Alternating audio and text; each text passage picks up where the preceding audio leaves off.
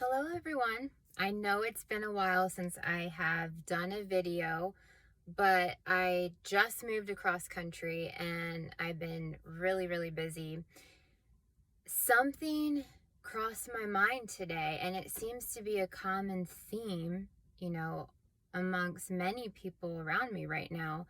So it's something that I really felt the need to speak on and breathe healing into and bring awareness to. And that is having boundaries. So I want to talk about what having boundaries really means and how we can actually apply it in our everyday life. So, many of you have heard me talk about how our well being comes first. And I truly feel in my heart and soul that that is so, because when our cup's full, then and overflowing, then we have more of ourselves and of our energy to give others.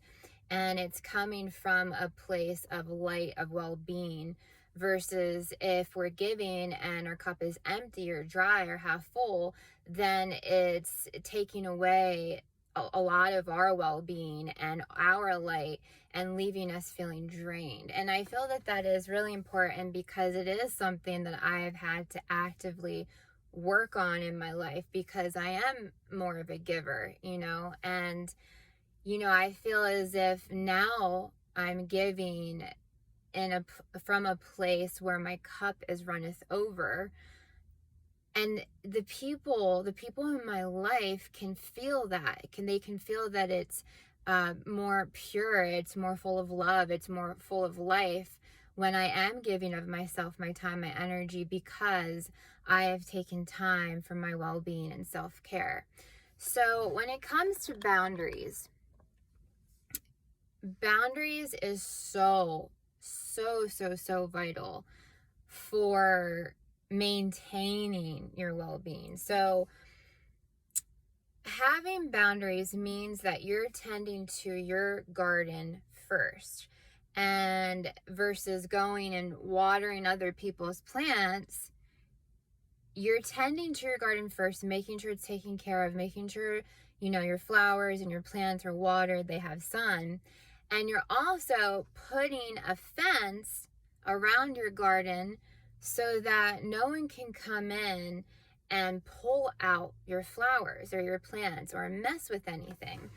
And that's where having boundaries comes in. So a lot of it has to do with awareness, having awareness of how you're feeling on a soul level versus just reacting. Most of us we go into reaction mode when,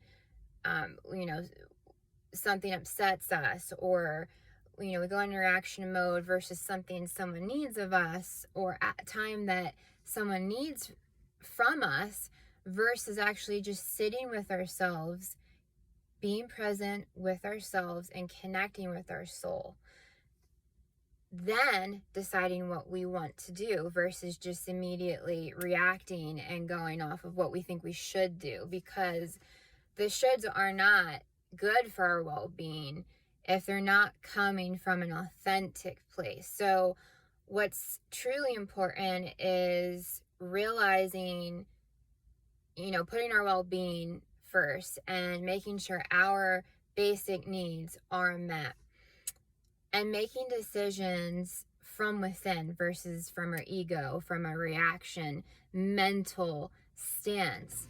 And that is something that has helped me tremendously. So I really do also feel as if, for instance, if there are people in my life that don't accept me or my loved ones for who I am or for who they are, people who are passing judgment, people who are closed-minded, I know deep down in my soul that whether they're friends, family members, co-workers, whoever, that is not serving of me, because it's being inauthentic to my soul.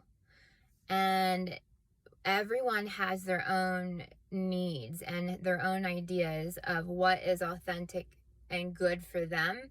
So those are the type of people that I wouldn't want in my life, because if they don't accept me for who I am, then they don't accept the core essence of me as a being. And those are the type of people that I do not want in my life. And it's important to decipher that and be okay with the time that we have had with people, knowing that not every connection in our lives needs to last. Some are simply there for the moment, and that's really special because they were there for a specific moment for a reason, and it's okay to let them go when they need to be let go. And also, when it comes to making plans with people, what I find vital is, if you really feel deep down that you don't want to do something, don't do it. Because when you do, you're actually in a place of people pleasing, and that is going against what your soul knows is right for you.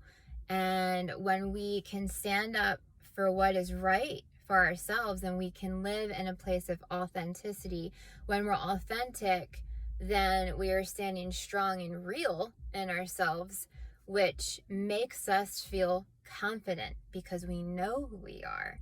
We accept who we are. We love who we are, and we respect who we are.